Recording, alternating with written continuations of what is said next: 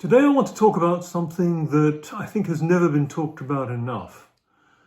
And that is, what is Nietzsche's underlying philosophy? What is his metaphysics? It's there conspicuously in certain superficial aspects, death of God, etc., etc. But underneath that, there's something more, and I don't think it's ever been gotten out there. I think people read Nietzsche more as an aphorist, so that there's not really intended to be a connected, deep philosophy at the heart of it all. But the surprising thing is that there is, and it is quite striking. And it's not something that you've probably ever heard as being connected to Nietzsche.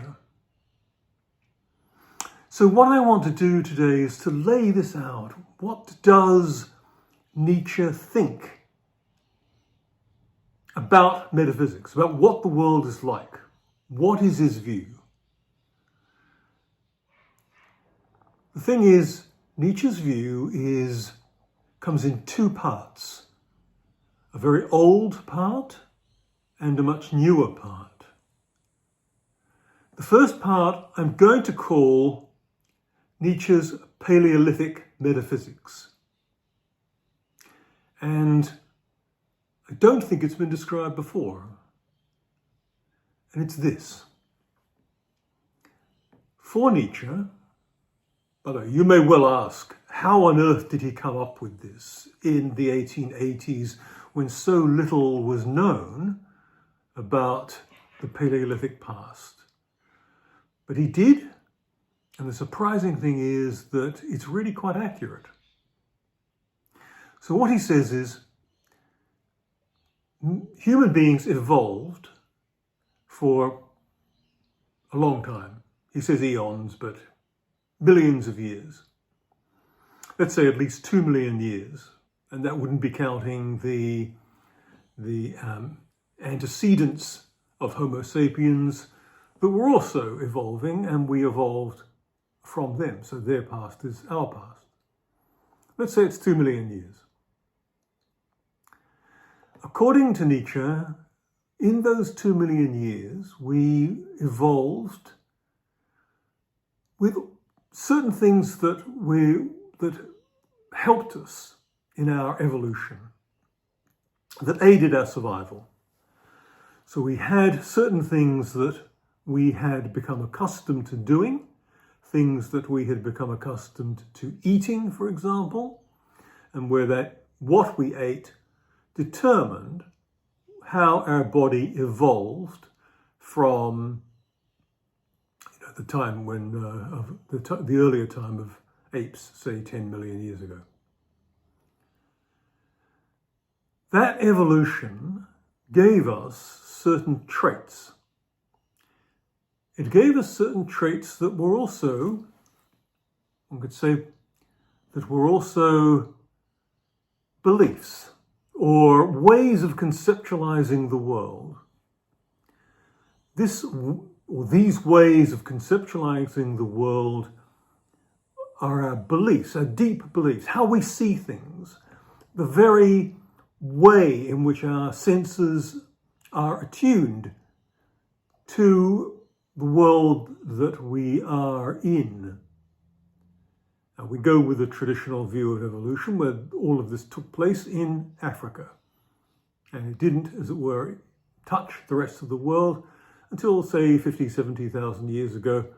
At that time, we left Africa and we first became habituated to Arabia, and then around 50,000 years ago, maybe a little bit less, we moved into Europe. Now, in this period, both the African period, the Arabian period, and the European period, and also the Asian period, for those who around 50,000 years ago split off and went to Asia, all of these different things happened and shaped our interactions with the environment. For example, when we went into Europe, it became much, much colder for a while in the Ice Age. So all this time, our concepts were being refined, and we were solidifying our evolution by a certain adaptivity. But the adaptivity was on the basis of the things which we had already gotten from our Paleolithic past. We could call it the Stone Age past, but at any rate, it's a long, long period, at least 2 million years. So. Now that evolution winnows away certain aspects, gives us a certain adaptability, but is all done on the basis of a very deep acclimatization of our mental faculties to our environment.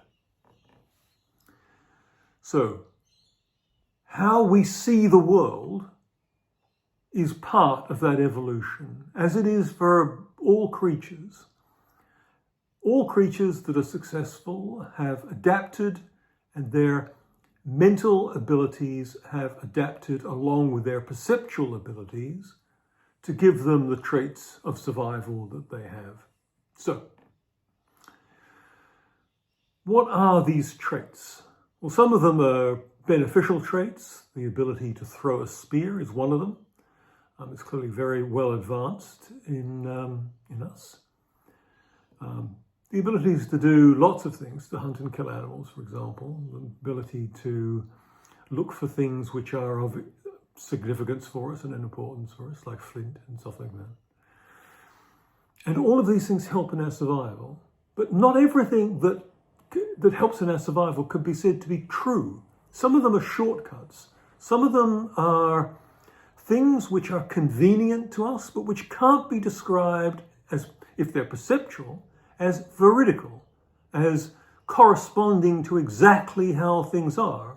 Sometimes they can be, as I say, shortcuts which we have, which are useful to us because that they may facilitate our thinking in a particular way. Speech is rather like that. It facilitates social behavior. So things can be taking place over a long time period. They can be errors. They can be beneficial to us, but they aren't, in a sense, true. Our perceptions need not be 100% veridical. They can be erroneous. Now, the 20th century has sort of reinforced this idea, mainly by looking at various things like paradoxes, visual paradoxes, and investigating the way in which our perceptions seem to be both erroneous, but also, on the other hand, maybe useful to us, to have some of those errors. Now, that's Nietzsche's basic idea about this Paleolithic level. Most epistemology, most theory of knowledge in the 20th century, and in previous centuries too, they focus on how we know the things that we know. And we sometimes have to invent a whole lot of apparatus in order for us to know the things that we know. In fact, much of the theory of knowledge is a twisted tale of trying to pretend that we do know the things that we think we know. Nietzsche's idea is completely different. He focuses on what we don't know, and we don't know it because evolution does not always weed out the false. Sometimes the false is just a way in which our brains have adapted to be very useful to us, and where we need them to be no more useful than that. Some creatures have different abilities and different perceptions to us. For example, I think it's often the case that with birds, take for example a crow or an owl. It can see things that we can't see. And what it sees is very useful to its survival. For take an owl. For example, it can see a movement far below it, the tiniest movement, and know that that's prey. One of the side benefits of that is, for example, it can look at the moon and it can see that it's moving. It can see that it's moving. It's a byproduct of its excellence in motion vision. It can see things, in other words, that we can't see. We can't see the moon unless you put it against something which is still, and then you can just about determine that there is a motion, but not true in general. In general, the planets, the sun, the moon, they all look still to us. Not so to the birds. They see things differently. It's advantageous to them to see things differently. So it's advantageous to human beings to see the things that we see in a particular way. We don't see the moon moving, generally.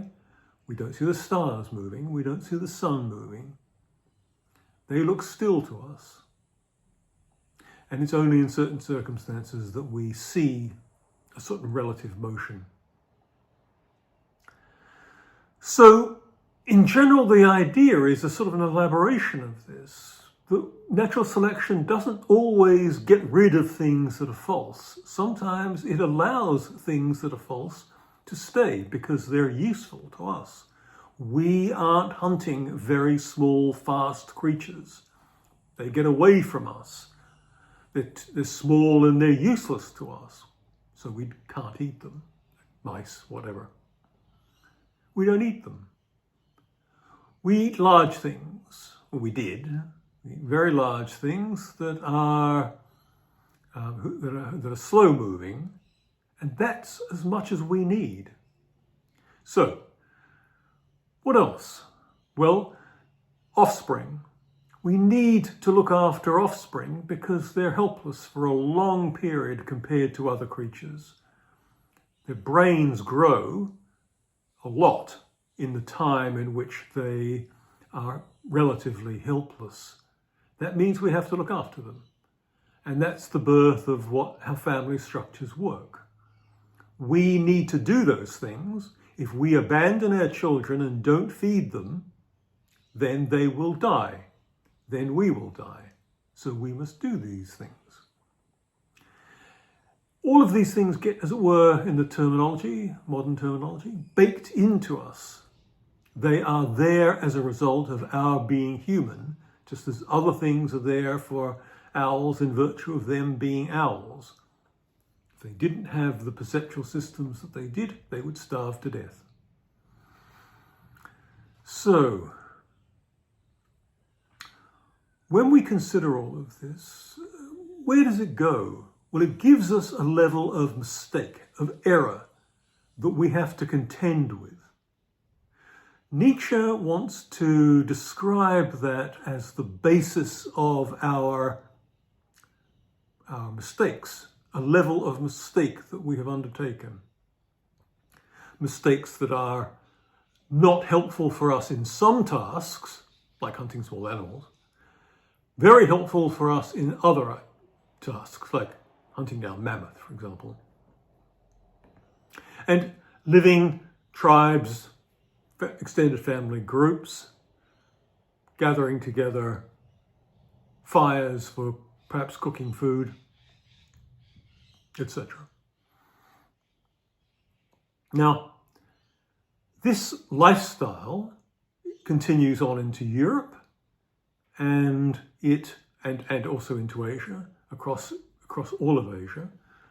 And it gives us a continuity. We are this way, we have been this way for several million years, and we continue to be this way.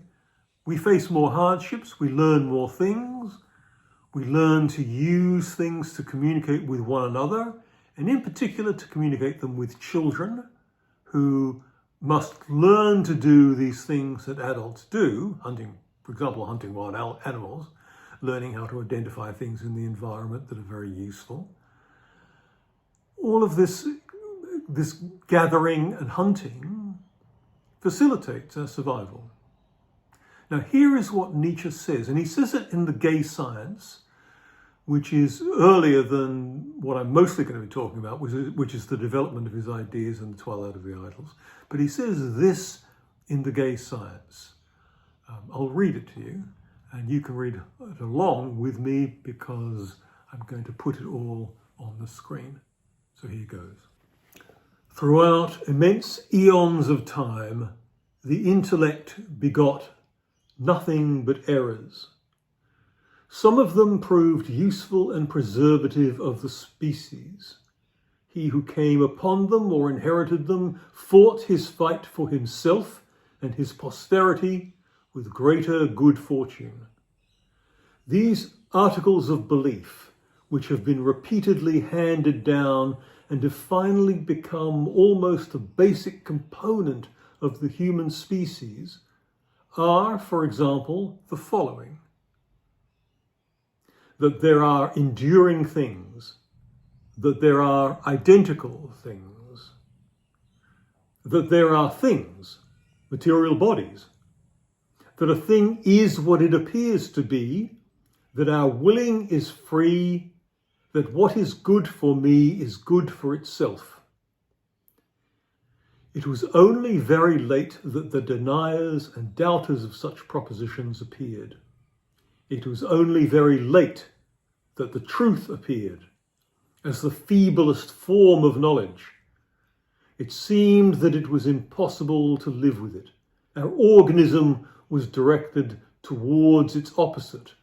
All its higher functions, the perceptions of the senses, and every kind of sensation in general, worked with those primevally incorporated fundamental errors. Moreover, even within knowledge, these propositions became the norms by which true and untrue were measured, even in the remotest regions of pure logic. Hence, the power of knowledge does not lie in its grade of truth, but in its vintage, its incorporation, its character as a condition of life. This is The Gay Science, proposition number 110. Now, it's a bit hard to follow, so let me sort of break it down a little bit. There are many things that have been incorporated as articles of belief which are incorporated into human beings and in which we think, terms in which we think, and we can't help thinking in those terms. We think this way because evolution has instilled them in us. That there are enduring things, that there are identical things, that there are things, material, bodies, that a thing is what it appears to be. These things go back so far that we can't unearth how they came to be part of our system. But why are they false? Why would he count them as false? Well, take the idea that there are enduring things that are identical over time, which is one of the examples that he mentions. Do we really understand that today? No, we've had hundreds of years of arguing about this. How can little Johnny, when he's 2 years old, be the same as Johnny when he grows up to be, say, 6'2"? How are these the same things? Are they made from the same matter? No. The atoms in the body change every 7 years. So 7 years later, you're not the same thing physically, in terms of physical matter. How do we count this? Philosophers have been arguing about this problem for decades, well, for centuries. How is it the same thing? How is the baby the same thing as the grown person? They're not the same material. They're different. They don't have the same properties. And yet we tend to have this principle that if two things have different properties, then they're not equal, they're not identical. Why do we count them identical in the sense of both of them being Johnny? Johnny at 2, Johnny at, say, 21. How do we do that? Well, it's a topic of argument. Nietzsche cuts right through that argument. Nietzsche says they're not the same. It's an error. It's a mistake. It's a mistake that has been implanted in us by evolution, by adaptation, by our adaptation, the adaptations of our brain. We must be able to see the baby that is there in front of us as the same creature, the same person as he is when he's grown up.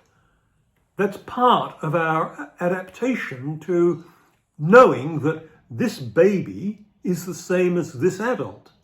They're the same. They don't have the same properties. They have different properties, sometimes very different properties. But if we didn't see them as the same, at some point we would just stop recognizing that they're ours. That we would not be able to say, ah, yes, it's the same creature as I once knew all those years ago. So it's an advantage to us to identify things as the same over time. But philosophically, logically, it would seem to make no sense. It's an error that has been placed in us in order to allow us to be adapted to our family situations. Another creature may have a completely different way of doing things. Once it goes from being sort of a tadpole to something a little bit bigger, that's it. No longer know that that's mine. Don't know, don't care, not going to feed it. I've got nothing that requires me to look after this creature. If you have a lot of offspring, perhaps you can do that. If you have one every, say, 2 years, that's not so easy. Adults, human adults, are subject to a lot of problems that can kill them off. So you can't afford to be wasteful. They need you, and you also need them.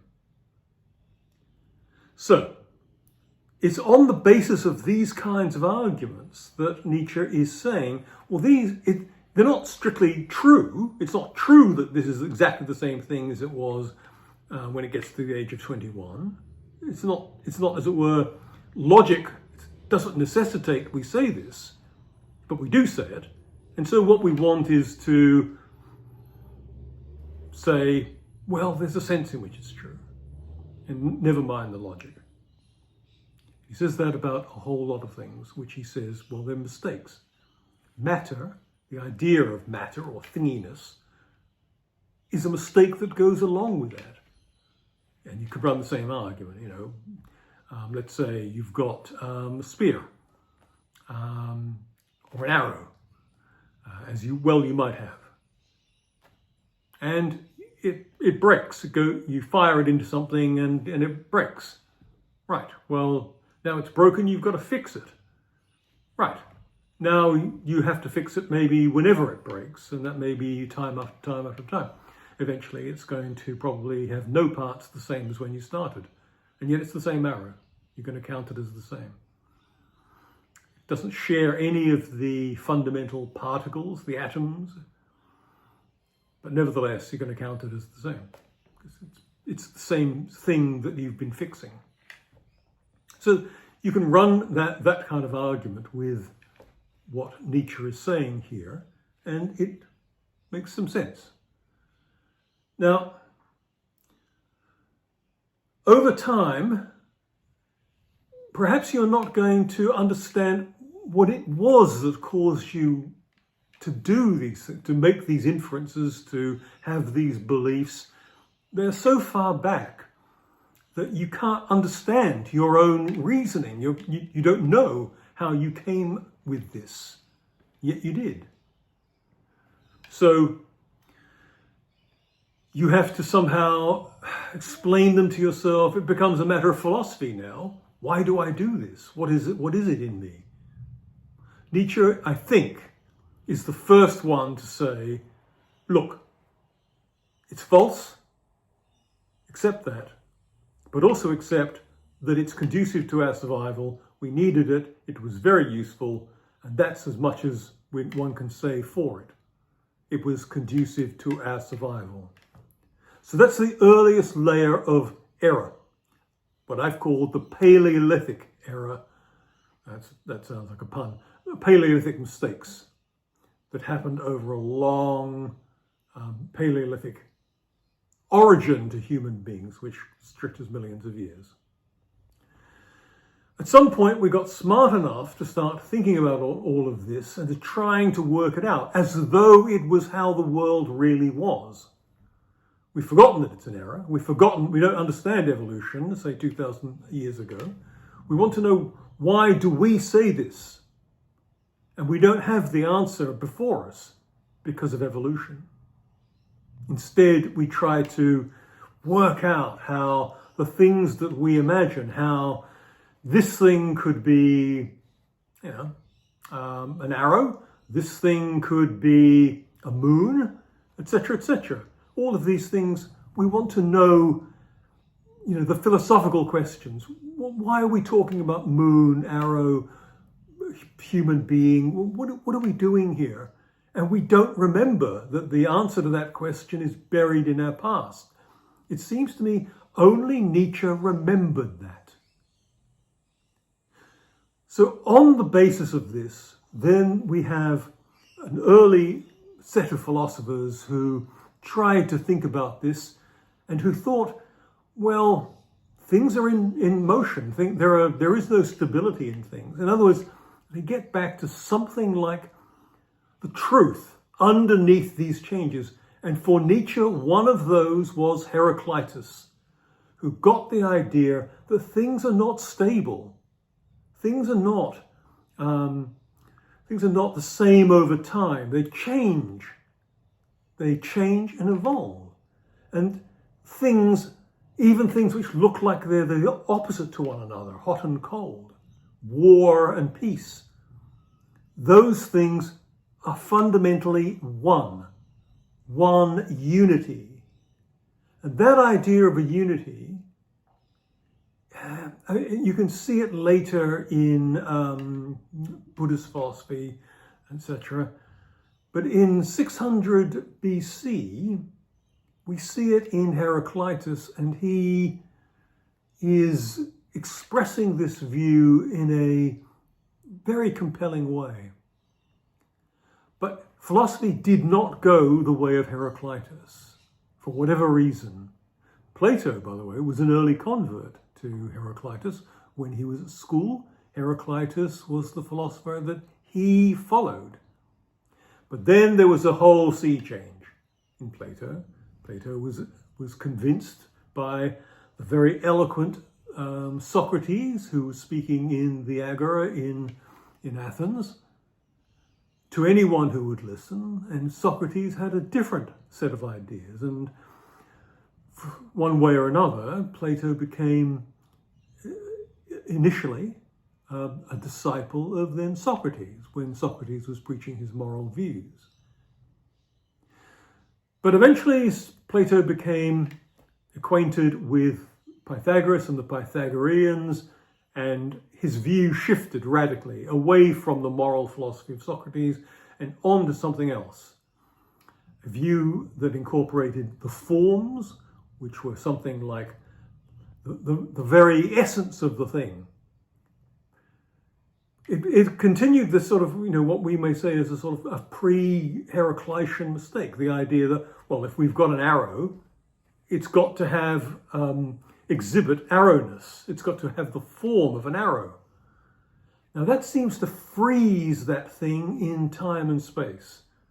It has a form. It exemplifies the form. And some people took the idea of forms as indicating that there was another world. I'm not endorsing this, but the idea that there was another world in which the form exists as against the particulars that are exemplified by the form. You find this view sort of expressed most explicitly in Aristotle.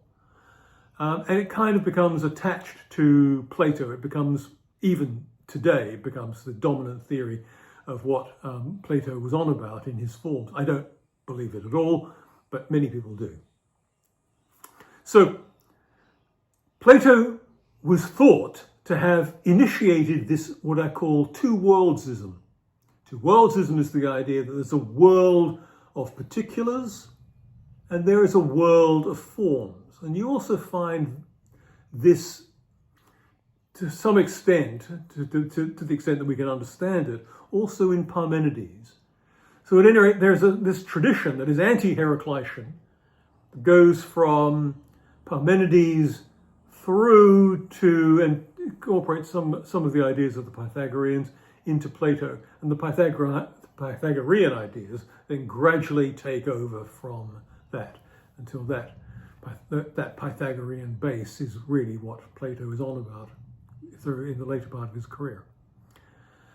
Now, it's at this stage that we get the second level of error, of mistake. And it's in, as it were, what Nietzsche sees as Plato, the origin of the idea of two-worldsism in Plato. Plato is supposed to have initiated this two worlds idea. We've got the world of particulars, which are also, of which we have opinions, but no definite knowledge. And then we have a world of forms, which are in some sense a sort of separate world or a different kind of world. That's never worked out. And then we have the set of mistakes that this gives rise to in the beginnings of Christianity.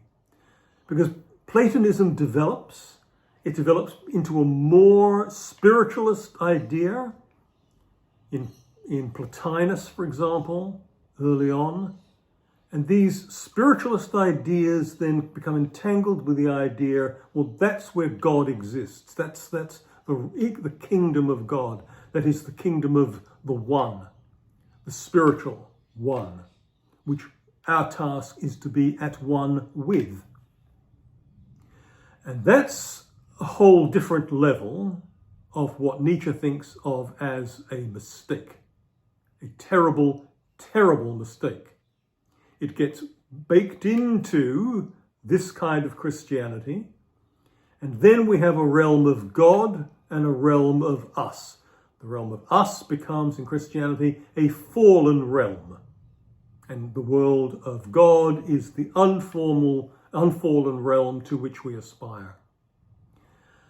All of that is completely antithetical to the earlier Greeks.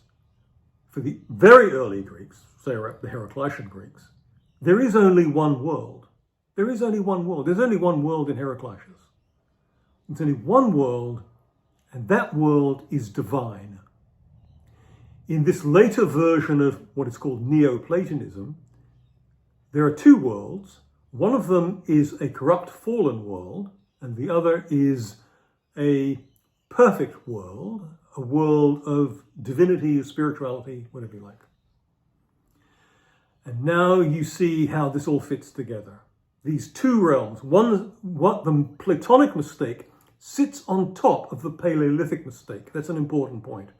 The Platonic mistakes sit on top of the Paleolithic mistakes. They are a development from them, where they have been taken. We believe in those mistakes so much that we have built a second level, a second structure on the building of those Paleolithic mistakes.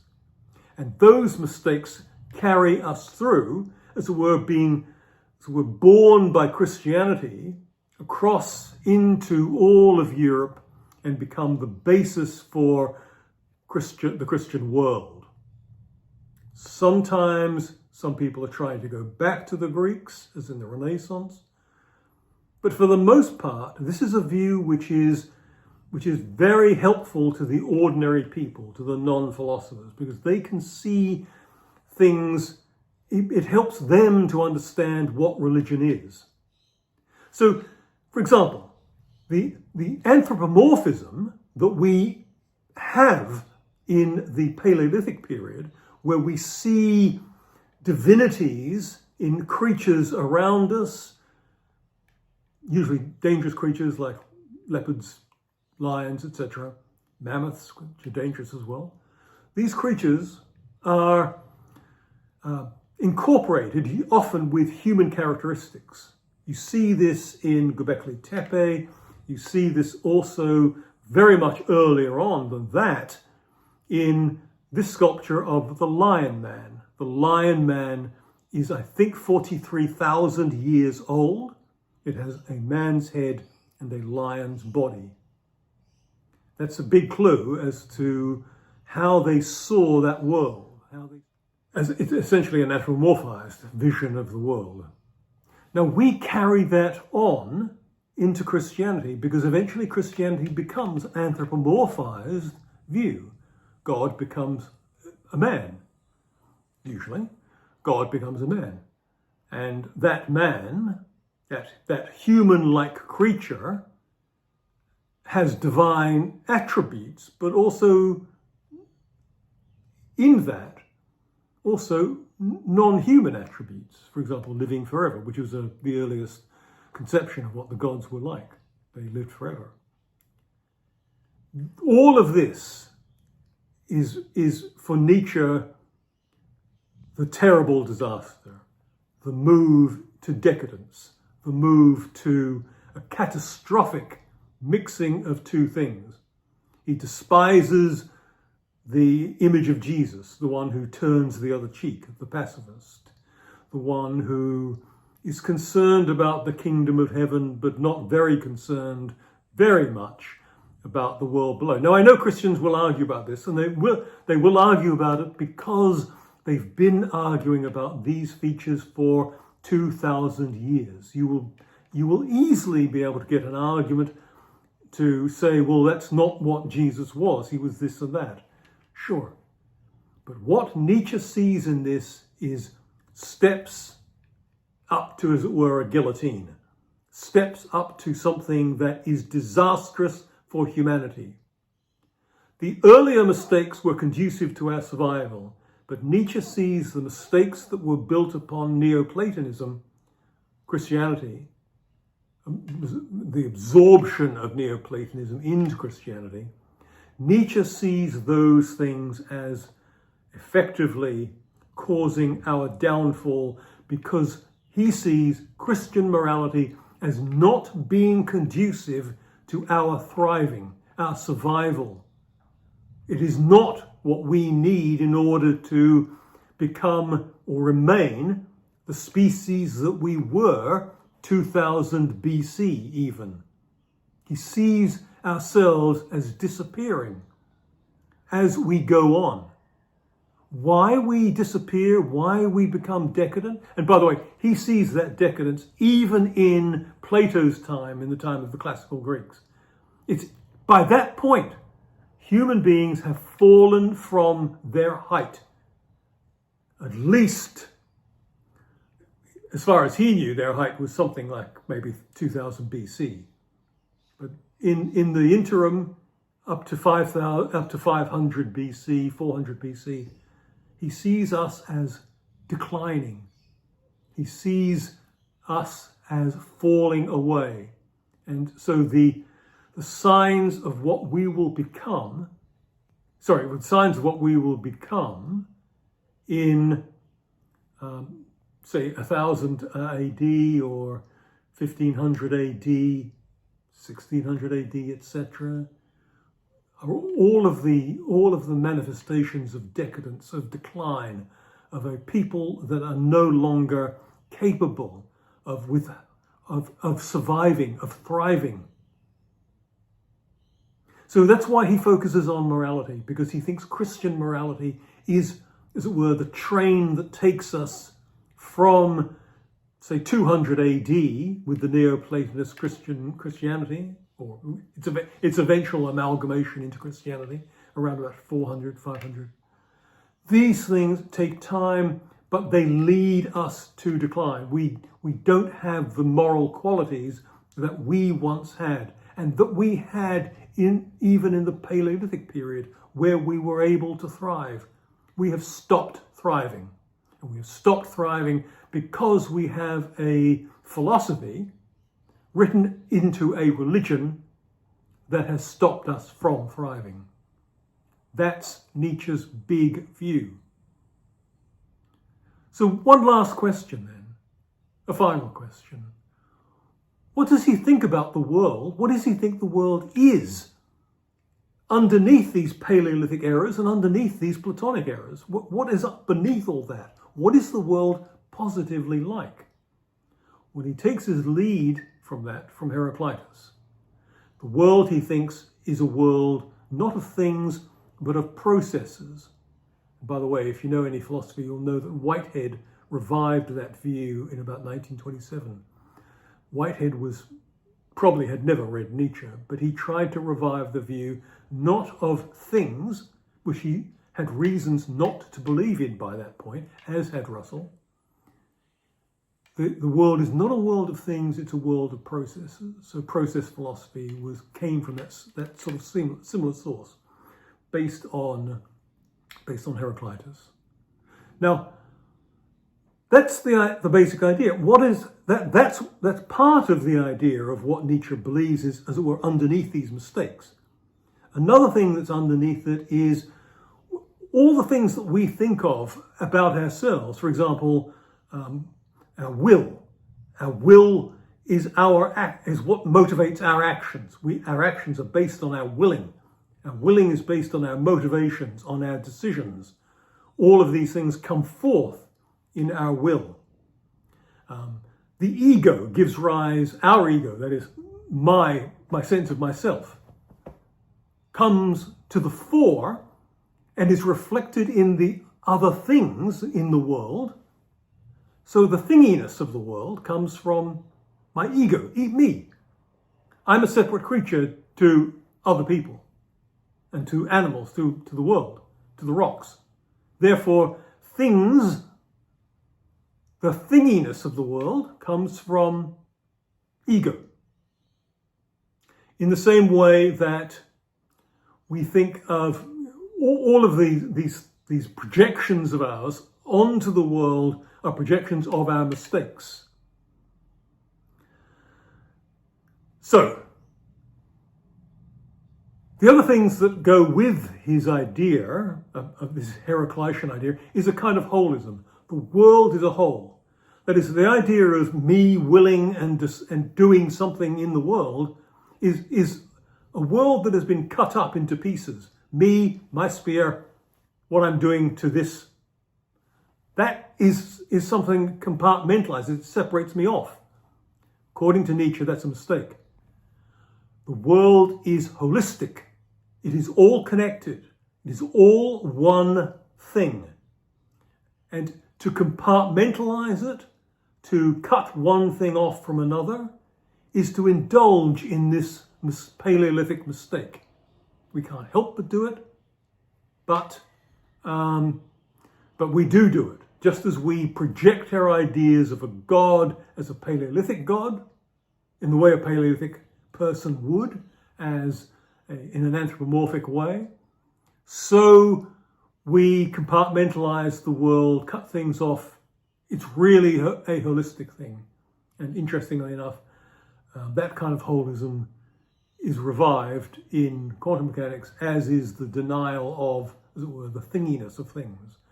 That also looks like a kind of mistake, a kind of not understanding the connectedness of things. So, what about morality? Well, one of the things that people most believe about Nietzsche is that he's against morality. He doesn't believe in morality. He thinks that it's all a mistake. We have to make up our own morality. Well, yes, he says a lot of things that are very much like that. I can well understand how people believe that. But it's not quite true for reasons that I skated through a bit earlier. Here is what he says. This is again in Twilight of the Idols. He says, I formulate, again, I'll put it up here. Again, I formulate a principle, all naturalism in morality, that is, all healthy morality, is dominated by an instinct for life. Some commandment of life is fulfilled through a certain canon of shall and shall not. Some hindrance and hostile element on life's road is thereby removed. That's one view. In contrast, we have this. Anti-natural morality, that is, virtually every morality that has hitherto been taught, reverenced and preached, turns, on the contrary, precisely against the instincts of life. It is a now secret, now loud and impudent condemnation of these instincts. God sees into the heart. It denies the deepest and the highest desires of life and takes God for the enemy of life. The saint in whom God takes pleasure is the ideal castrate. Life is at an end where the kingdom of God begins. The saint in whom God takes pleasure is the ideal castrate. Life is at an end where the kingdom of God begins. So natural morality, all naturalism in morality, as he says, that is, all healthy morality, is dominated by an instinct for life. It is that Paleolithic period which gave rise to those moral principles, those shalls and shall nots, that allowed us to thrive and have to have been settled in us by the time we got to Europe, because at the same time, roughly, we got also to Asia. All of these things, these natural moralities are there initially in us before we separated and went our separate ways out of Africa. They were there already in us in Africa. So when we separate, we hold on to those things and we all survive. We hold on to the idea of living in small communities, in looking out for each other in those small communities, in feeding one another, in favouring one's offspring, one's own offspring, and wanting one's own offspring to do best. To being able to get along with neighbouring tribes. To be at war constantly with a neighbouring tribe only works if you're many hundreds of people in the tribe and you can afford to lose 10, 20 in any skirmish. Without that, it's going to be disastrous. So negotiating war and peace, negotiating honour, which is the tool of all human beings as they arose in these circumstances, the inviolability of honour, that honour cannot be compromised, otherwise you lose the bonds which allow you to survive. These are all important things. Courage, honour, these things go together. Now what does that look like? Well, it looks like you're beginning to get on to Nietzsche's very own prescriptions for what a non-decadent person is like. It sounds old, it sounds ancient. It's not old in terms of just Greeks, it's old in terms of mankind. It's an old principle.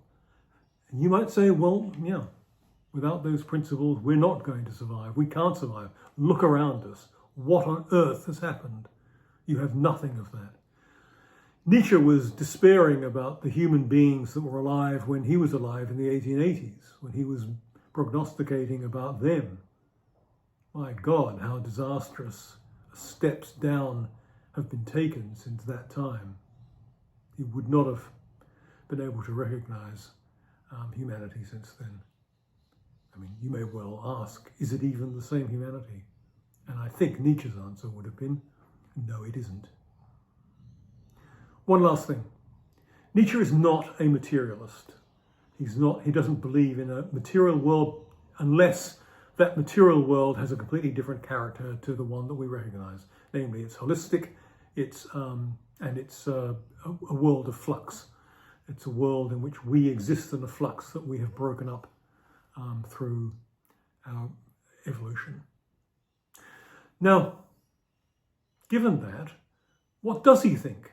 Well, to answer a sort of question that's probably on your lips, he doesn't think the world is a spiritual world either. He doesn't think it's a world of phenomenalism, a world of sense perceptions. Because as we've already seen, the world of sense perceptions is a world also of error. That's not the world we live in. It's a world that is a world of error that takes us away from the world we live in. So how do we characterize the world we live in? Well, that's really a problem of how we sort of describe that thing. You can't say it's a material world. By the way, the word material is many people think it's a scientific word. It's not. Matter is an old-fashioned word for whatever it is that is the material nature around us. But there is no such material nature. It's a world we had before we had chemistry and physics. Now we know what the world around us is like. It has some particles that have no mass at all, photons, and some particles which do have mass, and other strange properties, and those things are fermions, electrons, protons, neutrons, etc. So we can't say it's a material world. You can't say it's a spiritual world. He vigorously dislikes, to an extraordinary degree, Kant, because Kant follows on that two-worldsism and just simply develops it. He wasn't the only one. I mean, the two-worldsism is there in Descartes, it's there in Bishop Berkeley, it's there in David Hume. Kant just simply took on that whole thing from those earlier writers. Nietzsche detests it all. I think he probably likes Hume a little bit more than the rest, but mostly it's a detestation that he has. So what is he? Well, you can't say what he is other than saying, well, he believes in this sort of more or less Heraclitean world, probably with some minor variations, probably with more that he doesn't like than that he likes. But nevertheless, that's his idea. So that's Nietzsche, and that's his metaphysics. And oddly enough, it's completely developed in the Twilight of the Idols. There's this early passage in Gay Science. There's a big gap where he doesn't really talk about metaphysics at all. And then there is this connected swath of material in both in the Antichrist and in Twilight of the Idols. Extraordinary, really quite extraordinary. And the thing is, despite what many people think about Nietzsche's late works, this whole thing is completely coherent, it is completely intelligible, and it is superbly expressed. That's important because Nietzsche expressed it before anyone else did. Many people have been saying similar things in the 20th century. For example, the stuff about our perceptual systems not being veridical. That's a very common claim now. Nietzsche got there first. The idea of holism, Nietzsche got there first. We need to pay attention to this work because it's what Nietzsche really thinks about metaphysics. It's not a matter of just simply, as it were, taking it from the other works, trying to distill it out of the other works by a sort of process which also destroys those works. No, he says it directly. He makes it clear. So there is the big temporal gap, but then he says it clearly. He lays it out in multiple sections in Twilight of the Idols. So that is Nietzsche. I hope that puts it before you in a way that you can check for yourselves, go look at it. But you probably won't find it, I must say, in the books that exist on Nietzsche because they radically get him wrong. I must say, they radically get him wrong. If they discuss his metaphysics at all, what they say about it makes pretty much no sense, I think. So you are now free to go and find that answer to yourself. You can see it in Nietzsche himself, in his own brilliant prose. Quite an effort, quite an achievement for a man supposedly dying of an incurable disease which had an increasing effect on one's cognition, one's thinking abilities. Doesn't seem to have much sign of that, I must say, unless I'm just strikingly missing something.